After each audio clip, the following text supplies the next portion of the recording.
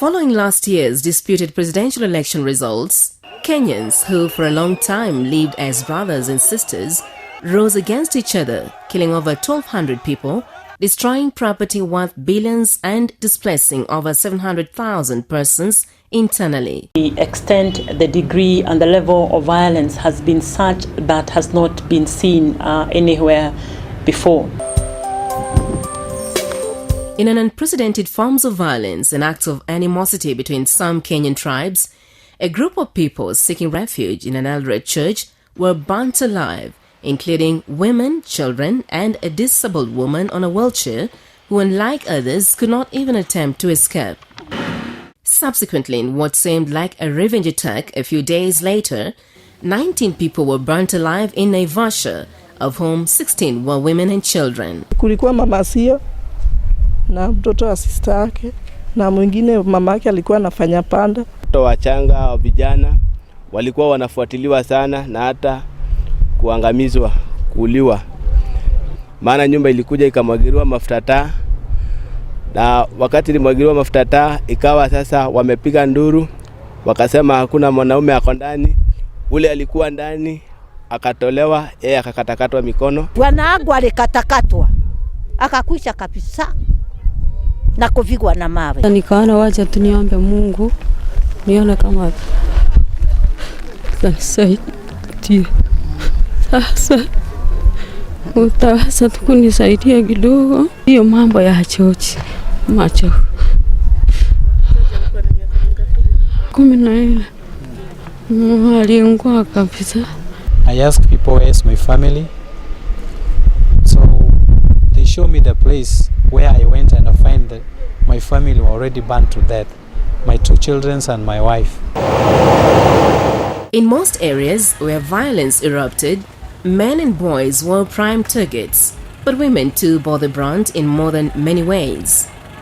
In Molo, Burnt Forest, Naivasha and Kapenguria, young girls, middle-aged women, as well as the old were gang-raped by up to 15 men amid death threats should they raise alarm. Walikuwa watu 20. Sipiga nduru, kanionesha mkuki. Sasa vile nilinyamaza, wakanishika na wakaanza kunifanyia mambo, wakanirepa. The uniqueness of these sexual violations was the amount of violence that was visited on the victim, and the first few days actually most of them were gang rapes. We had gang rapes of up to 15 people raping one person. However, the most bizarre incident involved a 7-month-old pregnant woman who was gang raped through all her openings. It was a case of a woman who was raped everywhere, all the openings in her body, the ears, the mouth, the nose, and she had also cuts all over her body.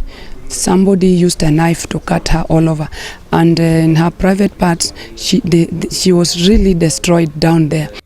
In an equally shocking incident, a frail old woman was chopped off her private parts, eyes tied, then thrown on fire. She was burnt beyond recognition.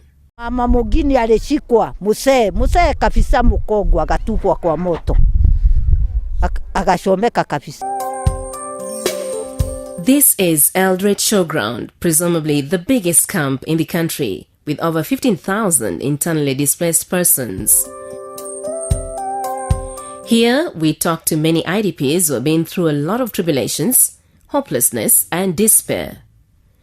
Like in other camps, the economic constraints have driven young girls to sexual exploitation to enable them buy a few basics that are not provided by the Red Cross, among other donors. Prostitution ya watoto wasichana wadogo, hilo ndilo jambo ambalo ninaliona mahala hapa katika camp hii. It is actually sexual exploitation, where then somebody uses a position of authority to be able to gain sexual favors from somebody who is under them. What, however, struck us throughout all the camps we visited is the police, who were alleged to have taken part in most rape incidents.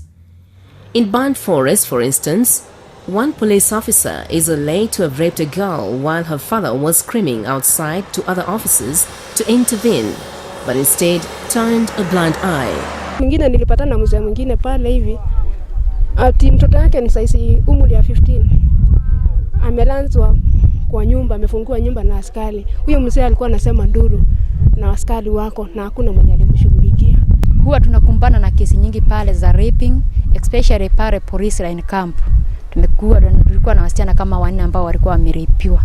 Na wenye kurape hawa wasichana ni askari wa hiyo police line. The Center for Rights Education and Awareness, CRER, is deeply concerned about the deplorable situation of IDPs in the country. The IDPs do not feel secure to go back. The government has an obligation to get them alternative settlement, not to take them back by force. Now, in this event, you see that because we really don't have a time frame, it is not an urgent business. For the government, it looks like it is just business as usual vis-a-vis the IDPs. The need to resettle the Kenyans in the IDP camps as soon as possible.